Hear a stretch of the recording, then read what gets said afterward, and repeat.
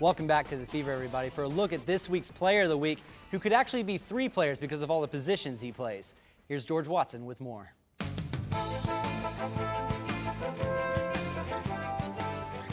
Lance kind of does a little bit of everything for the Tigers, catches balls, plays defense, kicks the ball. In fact, in a 2017 win over Plainview, accounted for all 20 points. Lance was just one of those games that everything seemed to come your way, or what? Yeah, it was just kind of one of those things that, you felt like you're in the right spot at the right time. We had a really good, Tyler threw the ball real well, and I think, we came out a little flat, but I think we were able to put some points on the board. That's what we needed to do.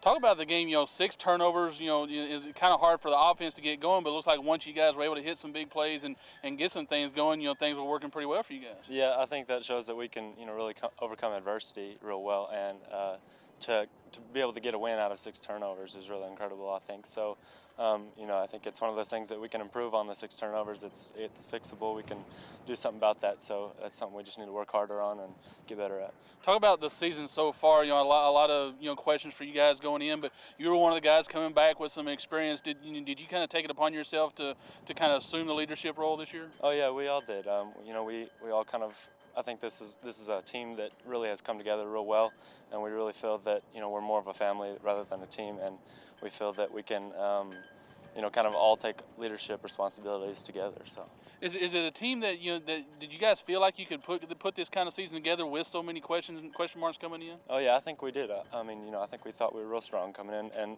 going through 2 days and the weight room and all that stuff. I think we really saw some really good potential, and some people they were talking about how they didn't really know how good we'd be, but I think we really showed a lot of people that we can actually play.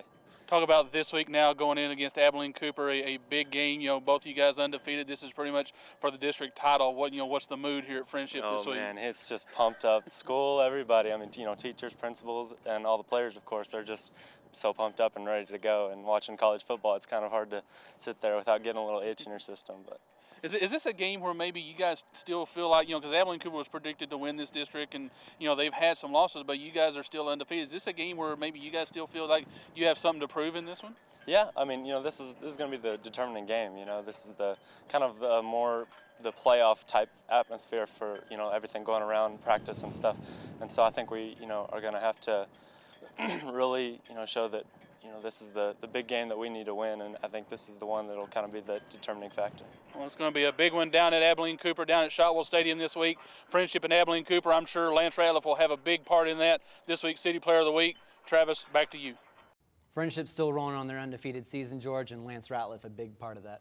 Yeah, he's been a big part of it all season long. There's been times we probably could have chosen him as the Player of the Week, numerous times, just for the fact, he's hit field goals, he's hit big extra points, he's had some big catches, but yeah, he kind of does a little bit of everything. He's one of those athletes that kind of comes through his school every once in a while. He's also a great basketball player and pretty good baseball player as well. So, Lance Ratliff, like we said, kind of does it all for the Tigers. The Tigers rolling, of course, they're undefeated. They're in the playoffs from District 4-4A. Let's take a look at that 2-5A picture, and it gets kind of confusing after those first 3 teams. Again, we mentioned Permian, Midland, and Odessa all in the playoffs. That Midland Lee in the driver's spot for that 4th spot, but it could get a little more interesting, and I'll let you handle the math on that one. Yeah, folks, if you've got a slide rule or an abacus, calculator, whatever your device, to kind of do your math, if you're not a good mathematician, get it out now, because here it comes. The way it sits right now, like you said, Midland Lee is in the driver's seat. They're sitting there at 5-2. Amarillo and Coronado are sitting there at 3-4. So with 2 games left, technically still nothing clinched. Here's what has to happen.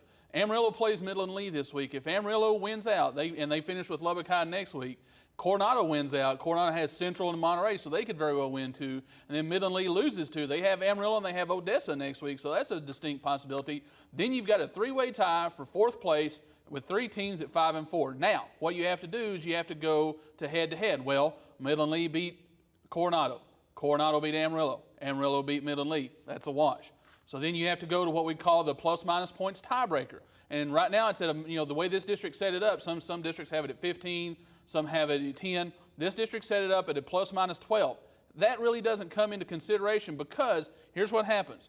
Right now, Lee is at a +7 from its win over Coronado. Coronado is at a +1 for having lost to Lee, but they beat Amarillo by 8. Amarillo is at a -8. So right now, if it ended today, Midland Lee would be in the driver's seat. Now, what has to happen is Amarillo plays Midland Lee this week. And for Amarillo to come out on top, Amarillo has to win by at least 10 points. Not only have to win, they have to win by 10 points. That would put them at a +3 or a +2. That would put them above Coronado at +1, and that would knock Midland Lee down to -3. Now, if Amarillo wins, but wins by 9 or less, then Coronado would go, because Coronado would be at a +1.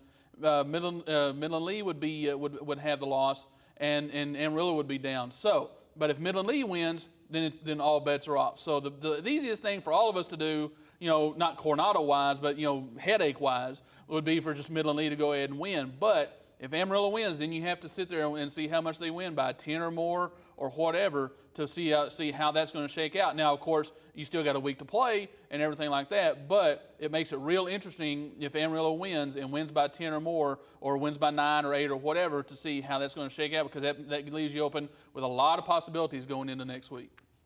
If you're watching, you got that? If you're watching online, hit pause, replay. You can get that all again from George. All right, next I up want here. to say it again. Up next here on The Fever, George will sit down with Lubbock Christian head coach Hutch Haley, talk about the Eagles season as they're heading into the playoffs, for our Coach's Chalk Talk session right here on The Fever.